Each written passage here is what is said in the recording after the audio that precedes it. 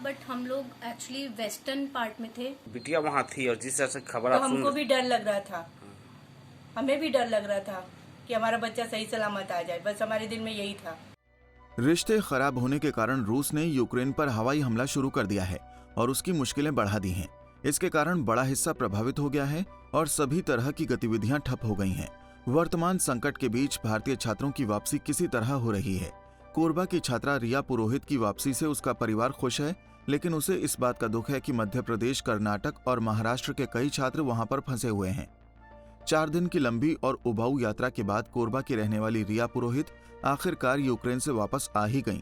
परिवार ने उसे चिकित्सा की पढ़ाई की तैयारी के लिए यूक्रेन भेजा था।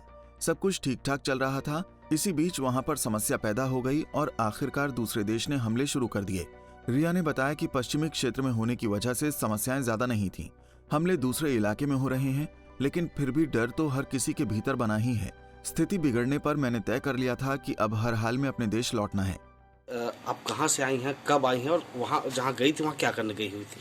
Actually I am a medical student. तो मैं यूक्रेन में एक सिटी है चर्निवित्सी, मैं वहाँ से मेडिकल की तैयारी कर रही थी, डॉक्टर की कोर्स के लिए। सो वहाँ पे वॉर का सिचुएशन था, तो फिर हमको वहाँ से निकलना पड़ा। कब से वहाँ आप पढ़ाई कर रही थी, कितने साल आपको हो गए?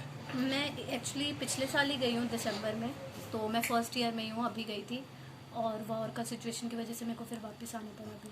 जिस हिसाब से यूक्रेन का माहौल है, जो सिचुएशन वहाँ बने हैं, किस तरह का वहाँ मंजर है, लोग कैसे वहाँ भयभीत हैं, डरे हुए हैं, और ऐसे स्थिति में वहाँ फंसे थे, तो आपके मन में क्या था? डर तो हमको भी लग रहा था, बट हम लोग एक्चुअली वेस्टर्न पार्ट में थे, तो ज़्यादा कुछ हमको पता नहीं चल रहा था। हम लोग वेस्टर्न पार्ट में थे, तो लेकिन जो बड़ी बड़ी सिटीज़ थी उनको वो कैप्चर कर रहे थे, तो पता तो चल रहा था कि होगा अभी वॉर। तो हमने पहले से ही टिकट विकेट करा ली थी। तो वहाँ थे जिस जो मंजर आया, कितने और लोग वहाँ फंसे होंगे यहाँ से, छत्तीसगढ़ से, और आप लोग कितने लोग गए थे यहाँ से? छत्तीसगढ़ के हमारी यूनिवर्सिटी में तो बहुत ज़्यादा लोग हैं नहीं, वैसे कम है, बट बच्चे बहुत फंसे हैं वहाँ पे अभी भी। जी, आप लोग को भी डर बना होगा मन में कि अपन कब घर पहुँचे, क्या था, किस तरह मन में?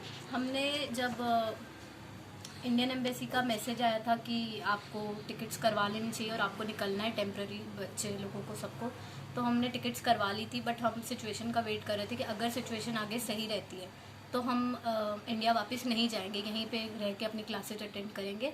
बट अगर सिचुएशन बिगड़ती है तो हम निकल जाएंगे।